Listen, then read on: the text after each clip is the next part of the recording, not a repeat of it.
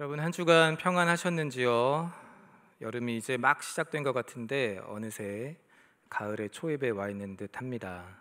요즘은 아침 저녁으로는 선선하고 또 밤에는 이불 덮지 않으면 좀 힘들 정도로 추워진 것 같아요.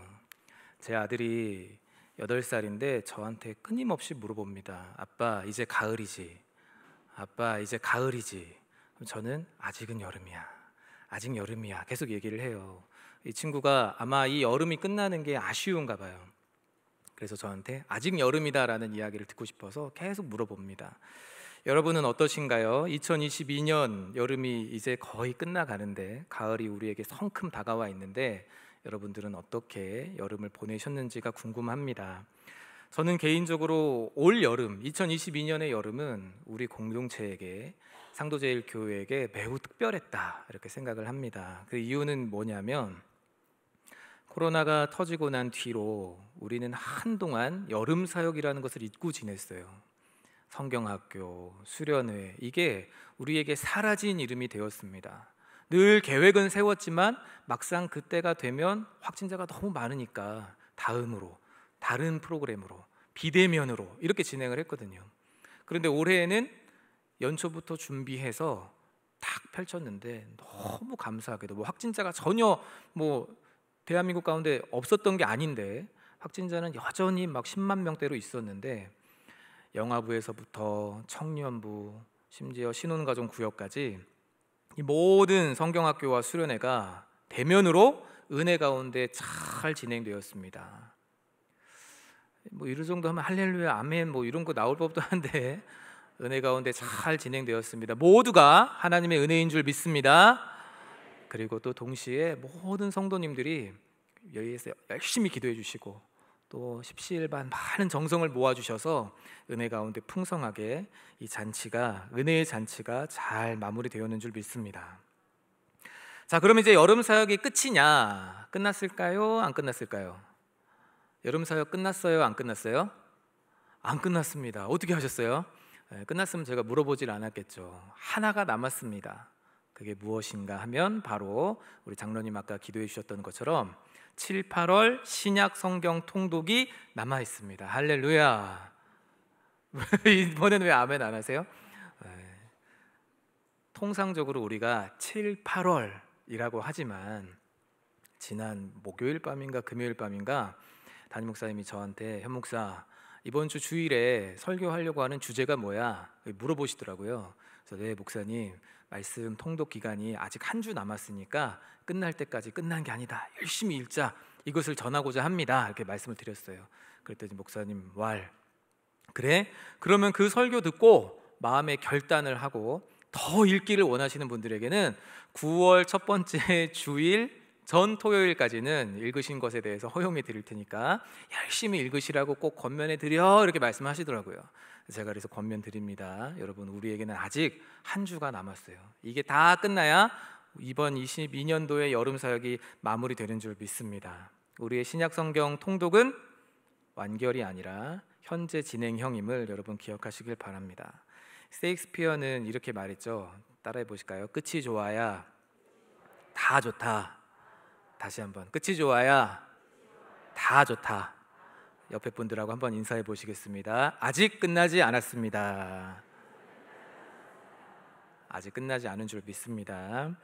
자, 그러면 어떻게 해야 끝을 아름답게 매듭 지을 수 있을까? 마지막 한 주 남은 이 기간 동안 우리가 어떻게 성경을 통독해야 하나님께서 원하시는 목적을 이룰 수 있을까? 저는 오늘 본문 말씀 특별히 마가복음 4장 후반부에 예수님께서 짧게 말씀하시는 두 가지의 비유를 가지고 여러분들과 이 말씀을 나누고자 하는데요. 말씀은 일을 합니다. 이게 오늘 설교의 키포인트예요. 말씀은 일을 한다. 그런데 무슨 일을 하느냐에 대해서 여러분들이 아시고 그것을 기대감을 가지며 말씀을 보시면 좋겠다. 그러면 한 주간 남은 시간 동안에 비록 완독 못할지라도 비록 내가 목표했던 지점까지 다 가지 못했을지라도 이것을 기대하는 마음으로 말씀을 읽어 나아가면 하나님의 은혜가 풍성하게 우리 모두에게 임할 줄 믿습니다. 이게 우리 청년부도 제가 오래 걸렸어요. 바랍니다, 믿습니다, 그러면서 아멘 하는 것에 대해서 제가 여러 차례 강조했는데 잘 안 되더라고요. 근데 초등부가 엄청 잘해요. 나중에 어떻게 하는지 궁금하신 분들은 초등부 가서 한번 배워오시고 은혜가 우리에게 있기를 바랍니다. 감사합니다. 자, 그럼 말씀이 어떤 일을 하는가?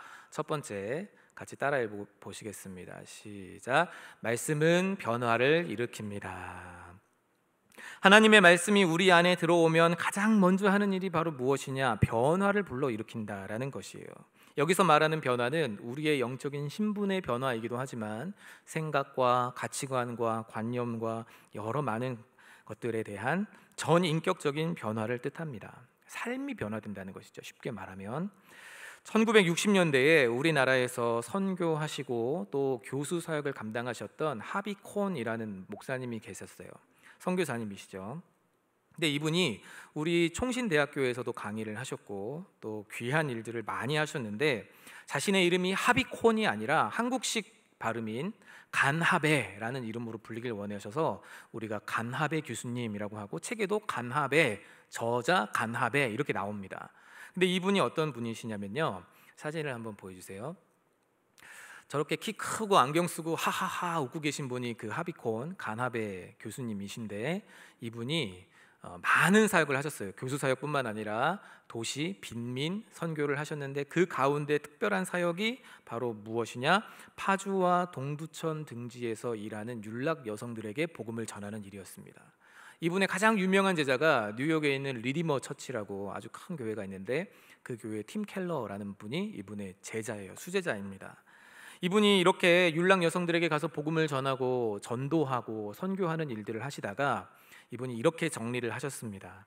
두 가지 방법으로 제가 이들에게 선교를 했는데, 두 가지 방법으로 이들에게 복음을 전하고 이들에게 가까이 나아가 전도했는데, 첫 번째 방법은 뭐냐? 그들의 환경을 개선해주고 먹고 살 수 있도록 도와주는 방법. 또 다른 하나의 방법은 무엇이냐? 복음을 전하고 말씀을 가르쳐 영혼을 구원하는 방법. 이 두 가지 방법을 다 사용했다고 합니다. 다 내려본 후에, 다 경험한 후에, 두 가지를 다 사용한 후에 이분이 내리신 결론이 무엇이냐? 환경을 개선해주고 먹고 살 수 있는 길을 열어주면 반드시 이 여인들이 다시 매춘의 소굴로 돌아오더라 하는 거예요. 그러나 낮에 가서 그녀들과 대화하고 재미난 이야기도 나누고 그러는 중에 하나님 말씀도 가르치고 예수님에 대하여 복음을 전달하면 이 말씀이, 이 예수님 이야기가, 이 성경이, 이 복음이 그녀들 마음에 심기어지는 그 순간 그녀들의 삶이 달라지더랍니다. 처음에는 그 말씀 듣고 난 뒤에 원래 내가 이런 일 할 사람이 아닌데 피치 못할 사정에 붙잡혀 와가지고 내가 이러고 있습니다, 억울합니다, 이렇게 자기 합리화하던 사람들이 이 말씀이 마음에 딱 새겨지고 나면, 예수님을 믿게 되면 열의 여덟 아홉은 그날로 그 즉시 그 자리를 뛰쳐나가서 다른 일을 하거나 공장에 취직을 하거나 심지어 길거리에 노점, 자판을 깔고라도 이곳으로 돌아오지 않더라는 거예요. 무엇을 말하는 거죠, 여러분? 말씀은 변화를 일으킨다는 것입니다. 하나님의 말씀이 내 안에 심겨지고 그것이 비록 작은 것이라고 할지라도, 한 구절 말씀이라고 할지라도 그것이 내 마음 안에 심겨지고 그게 믿음으로 성장하게 되면 그 말씀은 위력을 발휘하는데 그 위력은 우리의 삶을 바꾸는 위력입니다. 그때부터 변화가 시작되는 거예요. 반드시 그렇게 됩니다. 하나님의 말씀은 우리의 생각을 변화시킵니다. 우리의 삶의 태도를 변화시킵니다. 목적을 변화시킵니다. 심지어 우리의 과거에 있었던 모든 아픔들, 마음의 상처들, 내면의 고통들, 생채기들, 이런 것까지도 다 치유하는 것이 바로 하나님의 말씀이에요. 변화되게 하는 것이죠. 아니 목사님, 어떻게 그 일들이 일어납니까? 말씀이 전달되어지고 그 말씀이 우리 안에 심겨지면 그때부터 일하는 분이 계세요. 누구죠 여러분? 성령님이에요. 성령이. 우리 믿음의 선조들은 이 성령의 일하심을 기차에 비유하곤 했습니다. 아무리 좋은 최신식 KTX 기차라고 할지라도 철로가 깔려있지 않으면 달려갈 수 있어요, 없어요? 못 달려가요. 아무리 대단한 성능을 가지고 있고 그 좌석에 사람들이 가득 채워져 있다 할지라도 철로가 깔려져 있지 않으면 그 기차는 달릴 수 없습니다. 성령은 기차와 같은 분이에요. 대신 말씀의 레일이 깔려있는 곳에서만 달리실 수 있는 거죠. 말씀이 전파되고 그 말씀이 우리 마음에 심겨지고 그 말씀이 우리 안에 생명력을 갖기 시작하면 성령이 일하신다. 그래서 성령은 우리를 변화시키십니다. 성령께서는 말씀 안에서 우리를 하나님과 교제하게 하시고 하나님을 알게 하셔서 인생의 바른 목적을 가지고 살아가게 하시고 어떻게 살아가야 될지를 알게 하시며 명확한 지점들을 보게 하십니다. 근데 여러분, 너무 신기하고 너무 감사한 것은 이러한 변화가 개인적 내면의 변화로부터 시작되는데 이게 결코 내 개인으로 끝나지 않더라는 것입니다. 이 내면적 개인의 변화는 반드시 나에게서부터 다른 사람에게로 번져 나아가요. 이것을 21절에서 예수님이 말씀하시는데 우리 같이 21절 말씀 함께 읽어보겠습니다. 시작. 또 그들에게 이르시되 사람이 등불을 가져오는 것은 말 아래나 평상 아래에 두려 함이냐 등경 위에 두려 함이 아니냐. 이 말씀에서, 이 비유에서 예수님이 핵심으로 들고 계신 것은 무엇이냐? 등불의 역할입니다. 사람이 등불을 켜는 이유입니다. 이걸 왜 예수님께서 이렇게 말씀하시냐면 등불을 왜 켜는가? 우리로 치면 형광등이죠. 이 형광등을 도대체 왜 켜냐는 거예요. 무엇 때문입니까? 밝게 하기 위해서라는 거죠. 모두가 볼 수 있게 하기 위해서 등을 켭니다. 밝히기 위해서 등을 켜는데 말 아래에 두는 경우는 없습니다. 밥그릇 안에 넣는 경우는 없습니다. 발 뒤꿈치에 두는 경우는 없어요. 물론 좀 분위기 내려고, 은은한 조명 속에서 좀 분위기 내려고, 속마음 얘기하려고, 로맨틱한 시간을 가지려고 그렇게 하는 경우는 있죠. 그러나 대부분의 경우는 어떻게 하죠, 여러분? 천정 위에 등을 달고 그 등을 켬으로써 전체가 밝아지도록 합니다. 이 말씀에서 우리가 배울 수 있는 것은 하나님께서 우리를 말씀으로 변화시키는 이유와 목적이 바로 이거라는 거예요. 변화를 드러내게 하기 위해서 우리 하나님은 말씀으로 우리를 변화시키신다는 거죠. 나 혼자 즐거워하고 나 혼자 만족하라고 변화를 주시는 것이 아니라 내 변화된 것을 다른 사람이 보게 하시려고 하나님은 변화를 만들어내신다는 거예요. 그게 바로 22절 말씀인데 이 22절 말씀을 제가 좀 더 쉬운 번역인 공동번역 성경으로 찾아봤어요. 이렇게 기록되어 있습니다. 감추어진 것은 드러나게 마련이고 비밀은 알려지게 마련이다. 감추어 두어도 드러나요. 나타날 수밖에 없어요. 비밀은 우리 둘만의 비밀이야. 하지만 여러분, 그 비밀이 지켜지든가요? 집사님, 권사님, 장로님, 이거 장로님께만 집사님께만 말씀드려요. 권사님만 알고 계셔야 돼요. 한 주 지나고 두 주 지나고 한 달 지나면 다 알고 있어요. 여러분, 그렇지 않아요? 비밀이라는 것이 잘 지켜지는 법이 없어요. 다 드러나기 마련입니다. 우리의 변화 또한 마찬가지예요. 우리의 내면의 변화는 하나님께서 왜 주시느냐? 모두에게 드러내라고, 모두가 알게 하시려고 우리를 변화시키신다는 것이죠. 감추려고 해도 감출 수 없고 숨기려고 해도 숨길 수 없게 됩니다. 흔히 사람들은 이렇게 말합니다. 감출 수 없는 세 가지가 있는데 바로 뭐냐? 사랑, 감기, 가난. 이 세 가지는 감출 수 없다. 사랑, 감기, 가난, 세 가지는 감출 수 없다. 제가 청년부를 함께 담당하고 있기 때문에 보면 보여요. 이 친구가 목화 열애 중이면 보입니다. 누구랑 연애하는지는 제가 몰라요. 제가 도사가 아니니까, 뭔가 막 보이는 그런 사람이 아니니까. 그런데 보면 보여요. 왜 그렇죠, 여러분? 사랑에 빠진 사람은 표정부터가 달라요. 사랑에 빠졌는데 이러고 교회 오는 친구는 없어요.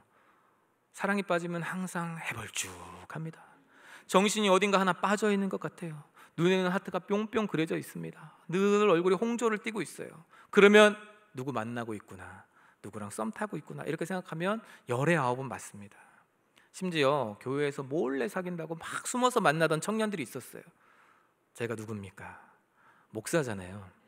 딱 불러놓고 얘기했어요. 뭐가 그렇게 좋아? 그랬더니 목사님 어떻게 하셨어요? 난 뭐가 좋았냐고 물어봤을 뿐인데, 교회 오는 게 좋으냐, 신앙생활이 좋으냐, 요즘 공부가 잘 돼서 좋으냐, 그냥 그렇게 물어봤을 뿐인데 어떻게 하셨어요? 얼굴에 쓰여 있더라고요. 연애 중이구나. 누군데? 청년부지! 그랬더니 목사님 말씀 안 드려서 죄송해요. 다 티가 난다니까요. 감기는요, 여러분 티 안 납니까? 코맹맹이 소리 나잖아요. 기침하고 나면 목이 잠기잖아요. 열나면 사람이 뜨끈뜨끈해서 달라지잖아요. 다 티가 난다는 거죠. 그런데 세상 사람들은 이렇게 말하지만 저는 한 가지를 더 추가해야 된다고 말하고 싶어요. 바로 무엇이냐? 같이 한번 읽어보시겠습니다. 시작. 변화된 그리스도인은 결코 감출 수 없습니다. 한 번 더 읽어보겠습니다. 시작.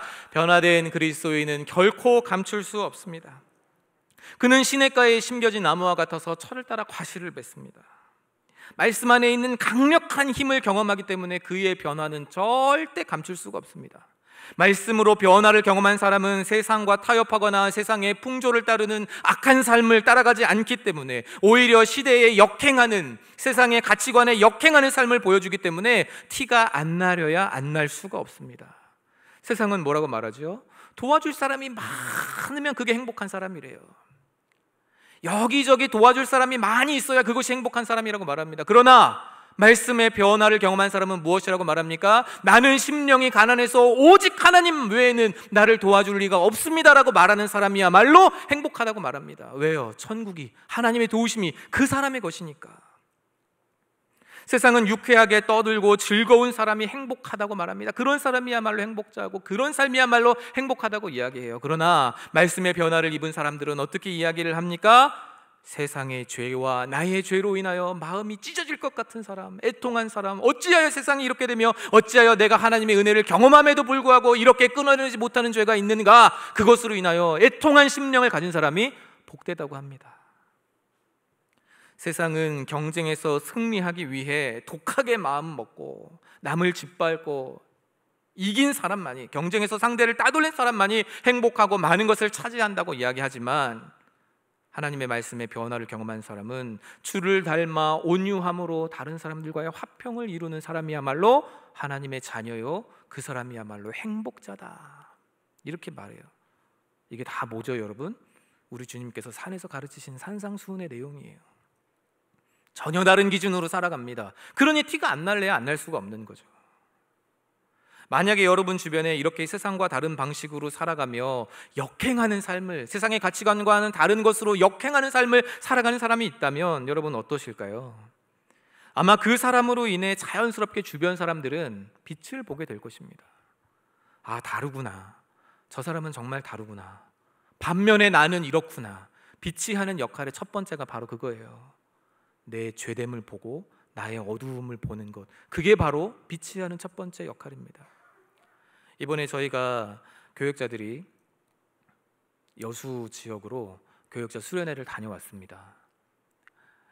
그 지역에 있는 교회들도 탐방하고 여러 많은 사역들도 살펴보고 많은 이야기들도 나누는 중에 돌아오는 길에 서울로 올라오다가 애양원 교회에서 준비한 손양원 목사님 그 순교 기념관을 저희가 방문하고 올라왔어요.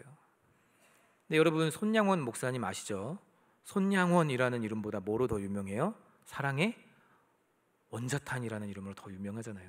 자기의 두 아들을 죽인 원수 같은 일을 용서하고 오히려 양자로 품은 그 손양원 목사님, 예수님 닮은 사랑으로, 예수님 닮은 용서로 그렇게 예수님 닮은 삶을 살아가셨던 모습을 우리가 볼 때에 여러분 무엇을 느끼십니까? 야, 손양원 대단하네, 그 목사님 참 대단하네, 이렇게 생각하십니까? 아니라고 생각해요. 그분의 그 용서와 사랑의 모습을 보면서 나는 이렇게 작은 다른 사람의 허물도 덮어주지 못하고 사랑으로 용서하지 못하고 그걸 그렇게 지적하고 정죄하고 비난했구나.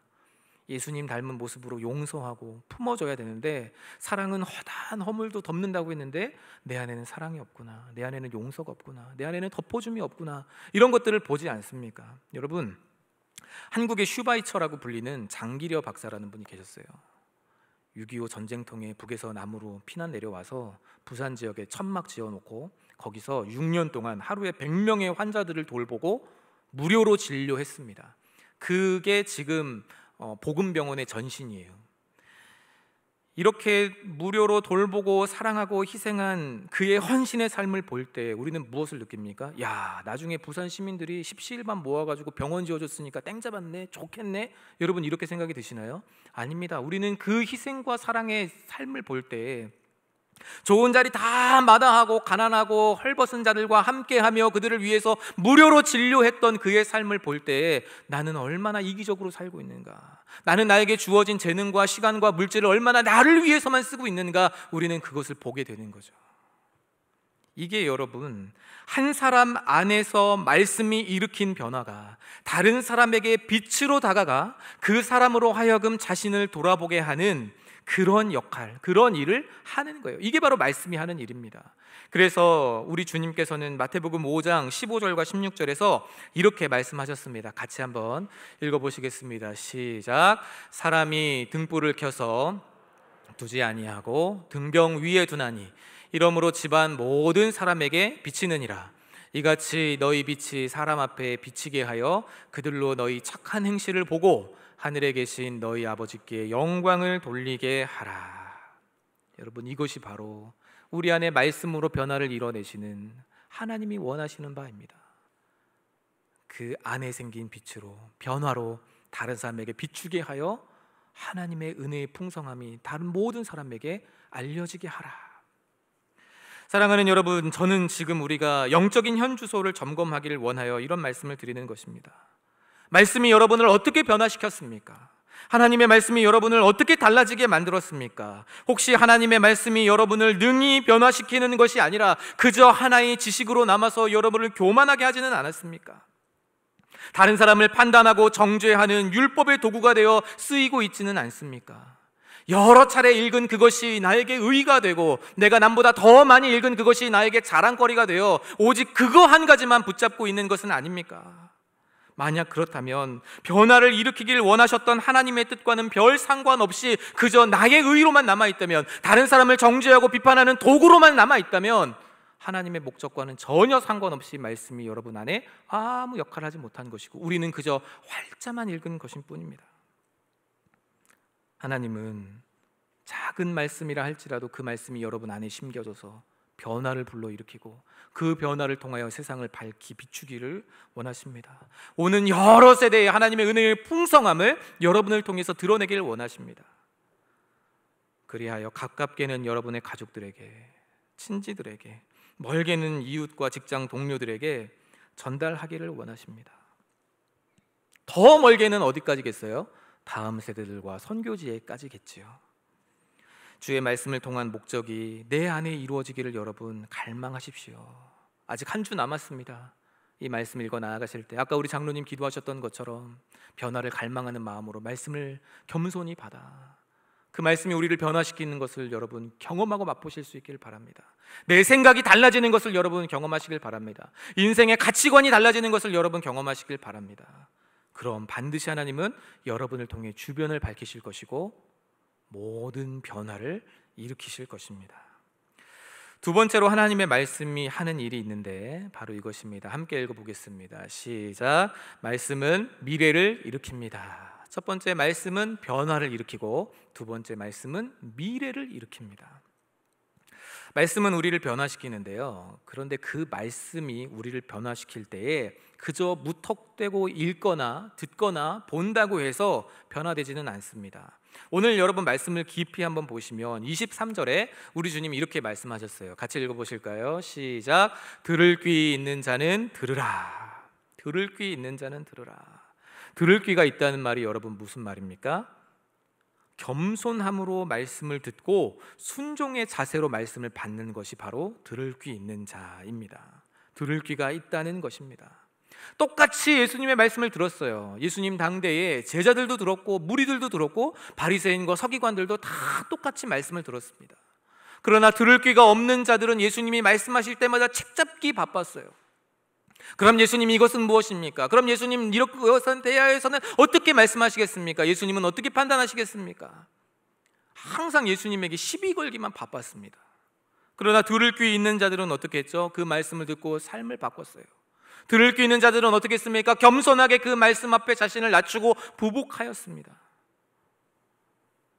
겸손과 순종의 착한 마음으로 말씀을 대할 때만이, 들을 귀 있는 사람만이 이 말씀이 우리 안에 들어와 심겨지고 변화를 불러일으킨다는 거예요.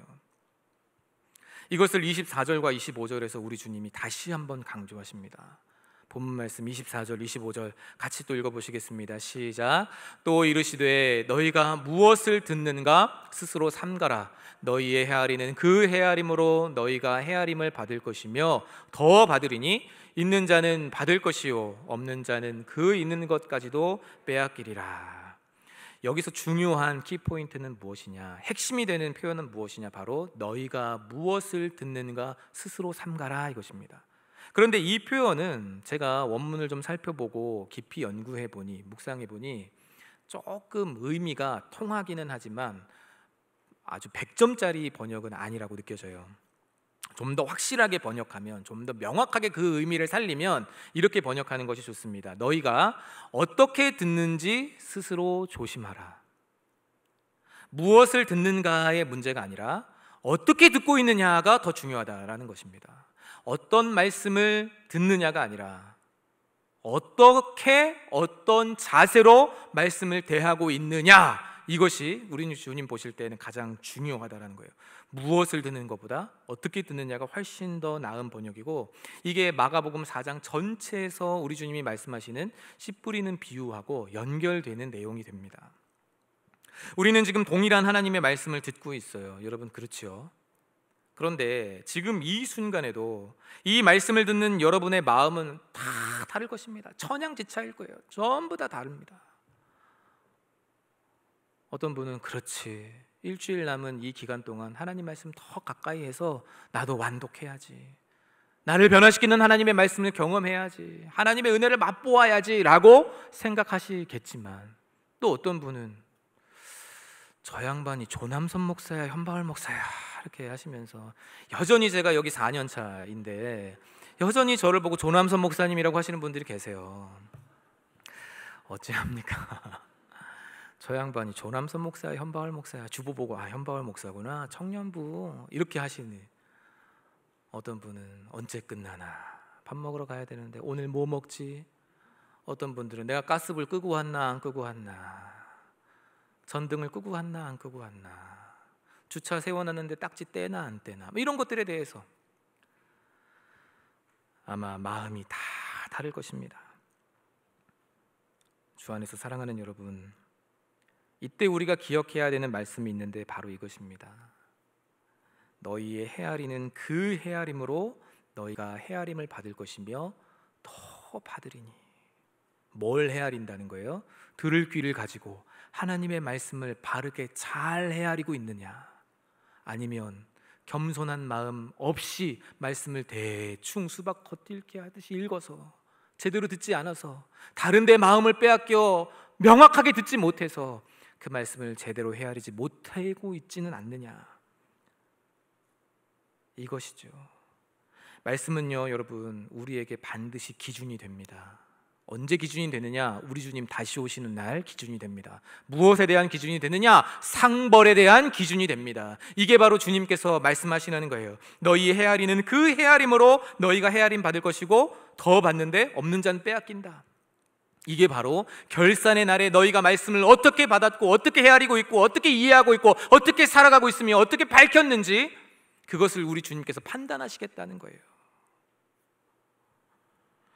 말씀을 깨달아 잘 알고 있고 그 말씀에 의해 변화를 받아 세상 가운데 빛으로 드러나고 많은 사람을 주께로 인도한 그런 사람이라면 주께서 그것에 대하여 나중에 상을 주실 것이고, 만약에 그렇지 않다면, 그렇게 살아가지 않았다면, 말씀을 그냥 활자로만 여겼다면, 그것을 다른 사람을 평가하는 기준으로 삼고 율법의 도구로 삼고 정죄하는 대로만 사용했다면, 그저 몇 번 읽었는가 그것에만 만족감을 가지고 있었다면 우리 주님께서 그것에 대하여 징계하실 것이다, 이 이야기입니다. 여러분, 이걸 말씀의 장래성이라고 해요. 하나님의 말씀은 우리로 하여금 미래에 소망을 줍니다. 장래의 소망을 주는 거예요. 단지 말씀은 지적 유의에 그치는 것이 아닙니다. 앞으로 내 영혼이 하나님 앞에서 어떻게 될 것인지, 내 삶이 하나님의 나라에 들어가는 그날까지 어떻게 펼쳐질 것인지, 그것에 대하여서 소망 가운데 미래를 기다릴 수 있게 해주는 것이 바로 하나님의 말씀이라는 거예요. 이걸 사도 요한이 요한일서 3장 2절과 3절에서 이렇게 말했습니다. 사랑하는 자들아, 우리가 지금은 하나님의 자녀라. 장래에 어떻게 될지는 아직 나타나지 아니하였으나 그가 나타나시면 우리가 그와 같을 줄 아는 것은, 장래에 말씀 안에서 우리가 어떻게 될지 안다는 거예요. 명확하진 않지만 어쨌든 알고 있다는 거죠. 말씀의 장래성을 이야기하는 겁니다. 그의 참모습 그대로 볼 것이기 때문이니. 3절 같이 한번 읽어보겠습니다. 시작. 주를 향하여 이 소망을 가진 자마다 그의 깨끗하심과 같이 자기를 깨끗하게 하느니라. 장래에 어떻게 될 것인지를 아는 사람만이 자신의 행실과 행위를 점검하고 옳게 보이기 위해 애씁니다. 앞으로 미래에 어떻게 펼쳐질 것이고 하나님께서 미래에 내가 말씀을 어떻게 헤아리고 있느냐를 따라 내가 어떻게 살아가느냐를 보시고 그것에 대하여 평가를 내릴 것이라는 사실을 아는 사람, 믿는 사람만이 미래를 제대로 대비할 수 있다라는 거죠. 그렇다면 말씀은 무엇을 일으킵니까? 우리의 미래를 일으켜 세우는 거예요. 하나님의 말씀이 우리의 미래를 일으킨다는 건 단지 앞날에 7년 대환란이 어떻게 일어나고 휴거가 어떻게 되고 천년왕국이 어떻게 이루어지고 어떻게 고통받고 이런 시간들이 지나가고 이런 것을 이야기하는 것이 아니라 그 말세에 어떤 일들이 벌어지는지를 알려주는 그 수준을 넘어서 우리는 개인과 역사의 종말 앞에서 하나님의 말씀으로 주 앞에 서기 위한 준비를 해나갈 수 있게 한다는 뜻입니다. 말씀 안에서 소망을 가지고 주님 안에서 다시 오실 그날을 순결한 신부되어 살아가게 될 것이라는 말이에요. 비록 지금은 좀 어려움이 있고 비록 지금은 고난을 겪고 있다 할지라도 영원 불변하신 하나님의 말씀이 우리를 다스리고 있다면, 우리를 변화시켰다면, 우리 앞길에 등이 되고 우리 길에 빛이 된다면 우리로 하여금 더 이상 세상 풍조에 휩쓸려 살아가는 것이 아니라 장래에 일어난 일들을 마음으로 기대하며 기다리며 붙잡고 살아갈 수 있게 해준다라는 말이죠. 말씀의 결론을 맺도록 하겠습니다. 사랑하는 여러분, 하나님의 말씀은 살아있고 운동력이 있습니다. 그렇죠, 여러분? 세상의 수많은 책들도 힘이 있습니다. 세상의 수많은 책들도 사람들에게 영감을 주기도 하고 힘을 북돋아 주기도 합니다. 인생 내가 이렇게 살아야지 결단하기도 하고요, 자신의 삶을 되돌아보고 반성하기도 하고 나를 좀 더 나은 방향으로 나아가도록 고쳐주기도 해요. 그런데 여러분, 세상에 이 수많은 책들이 할 수 없는 두 가지가 있습니다. 그게 바로 무엇이냐? 사람의 영혼의 운명을 바꾸는 것, 그것은 할 수 없습니다. 또 다른 하나, 장래의 소망을 일으키는 일, 그것은 세상의 수많은 책들이 할 수 없는 일입니다. 그러나 하나님의 말씀은 다르지요. 아무리 작은 말씀의 씨앗이라 할지라도 그 말씀의 씨앗이 겸손하고 착한 마음 가운데 심기기만 하면, 좋은 마음밭에 심기기만 하면 30배, 60배, 100배의 결실을 맺습니다. 빈들이던 마음이 풍성한 은혜의 밭으로 변화됩니다. 그러면 그 많은 소출을 가지고, 그 많은 곡식을 가지고 나만 배불리나요? 아니죠. 주변 사람들과 함께 나누는 거예요. 함께 은혜를 나누는 겁니다. 그래서 우리 주님은 오는 여러 세대의 하나님의 은혜의 풍성함을 우리의 변화를 통해 드러내기를 원하신다는 거죠. 그렇게 되면 삶의 목적이 나의 만족, 나의 유익이었던 우리가 하나님의 영광과 그분의 나라를 위하여, 또 이웃의 행복을 위하여 전혀 다른 목적 하에 살아가게 됩니다. 원래 인간의 창조 목적을 회복하는 것이죠. 그래서 그 변화는 나를 넘어 타인에게까지, 다음 세대에게까지, 심지어 이웃들과 직장 동료들에게까지 함께 빛나는 결과로 만들어낼 것입니다. 동시에 이렇게 변화를 입은 자들은 그 말씀을 받은 것으로 인하여 하나님 앞에 정산하는 날이 올 것인데, 결산하는 날이 올 것인데, 그때 우리는 다 칭찬을 받게 될 것입니다. 말씀을 겸손히 받았다는 이유 하나로 하나님 앞에 큰 상을 받게 될 것이고, 받은 자는, 잘 헤아린 자는 더 많은 것으로 받게 될 것입니다. 이게 바로 말씀을 읽는 우리의 소망이죠. 그럼 여러분, 말씀을 어떻게 대하시고 한 주간 말씀을 어떻게 읽어 나아가셔야 되겠습니까? 나를 변화시키는 하나님의 말씀을 내 마음에 새겨 주옵소서. 이 말씀을 잘 헤아려 깨달음으로 하나님 앞에 섰을 때 더 큰 칭찬을 받게 하여 주옵소서. 이런 마음으로 말씀을 읽어 나아가시기를 바랍니다. 사도 바울은 예루살렘으로 가기 전에 에베소 교회의 모든 장로들을 불러서 밀레도에서 이야기를 전합니다. 마지막으로 그들과 나누는 속별의 정의 자리에서 이렇게 말했습니다. 그 말씀이 여러분을 능히 든든히 세우사. 그 말씀이 여러분을 능히 든든히 세우사. 말씀이 여러분을 세울 것입니다. 말씀이 여러분을 변화시킬 것입니다. 말씀이 여러분을 미래의 장래의 소망을 품게 할 것입니다. 그러니 여러분, 다른 것 기억하지 마시고 말씀을 기억하십시오. 이게 바로 사도 바울이 마지막으로 에베소 교회 장로들에게 남겼던 유언과도 같은 말씀이었습니다. 여전히 바쁜 일상을 살아가며 말씀을 읽는 것이, 그리고 듣는 것이 부담스럽고 시간 내기가 어렵고, 그런 것들은 은퇴하신 분들이나 가능하지, 그런 것들은 목사님들이나 가능하지, 저는 너무 바쁩니다, 너무 힘듭니다, 남의 일로 여기는 분들이 혹시 계십니까? 그렇다면 여러분, 오늘 이 말씀으로 답을 내시길 바랍니다. 시편 19편 7절에서 10절 말씀을 같이 한번 읽으면서 마무리하고자 하는데요. 자, 19편 7절부터 10절까지 말씀, 저와 여러분이 한 절씩 교독하시겠습니다. 여호와의 율법은 완전하여 영혼을 소성시키며 여호와의 증거는 확실하여 우둔한 자를 지혜롭게 하며 여호와의 교훈은 정직하여 마음을 기쁘게 하고 여호와의 계명은 순결하여 눈을 밝게 하시도다. 여호와를 경외하는 도는 정결하여 영원까지 이르고 여호와의 법도 진실하여 다 의로우니 금 곧 많은 순금보다 더 사모할 것이며 꿀과 송이꿀보다 더 달도다. 우리를 변화하게 하는, 우리의 변화를 일으키는 하나님의 말씀, 또한 우리의 장래에 소망을 주며 미래를 일으키는 하나님의 말씀, 이것을 금 곧 많은 순금보다 더 사모하는 여러분 되시길 바라고, 또 그 안에서 꿀과 송이꿀보다 더 달콤한 맛을 경험하는 우리 모두가 될 수 있기를, 그래서 한 주간 열심으로 하나님의 말씀을 읽어 나아가 변화를 경험하고 미래의 장래의 소망을 맛보는 우리 모두가 될 수 있기를 간절히 기도합니다. 우리 말씀을 기억하시면서 이 시간 함께 기도하는 시간 갖도록 하겠습니다. 내 마음에 손을 얹고 여러분 함께 이 시간 기도하실 때 큰 소리 내지 않아도 좋습니다. 여러분 이렇게 기도했으면 좋겠어요. 말씀이 나를 변화시키게 하여 주옵소서. 그 말씀을 잘 헤아려 깨달음으로 앞으로 하나님 앞에 섰을 때 잘했다 칭찬받으며 더 큰 헤아림으로 더 큰 은혜로 받게 하여 주옵소서. 하나님, 말씀에 대한 열심을 8월 마지막까지, 9월 첫 주가 시작되기 전까지, 아니 내 남은 일생 동안에 하나님의 말씀에 대한 사모함으로 그 말씀을 늘 가까이 하며 주야로 묵상하는 내가 되게 하여 주옵소서. 그래서 그 신앙의 귀한 유산을 우리 다음 세대들에게 물려주며 주변에 있는 많은 이들에게 나의 변화를 함께 공유하여 그들로 하여금 하나님을 찬양케 하는 내 인생 되게 하여 주옵소서. 우리 같이 함께 이런 말씀을 기억하면서 기도하며 나아가도록 하겠습니다. 살아계신 하나님 아버지,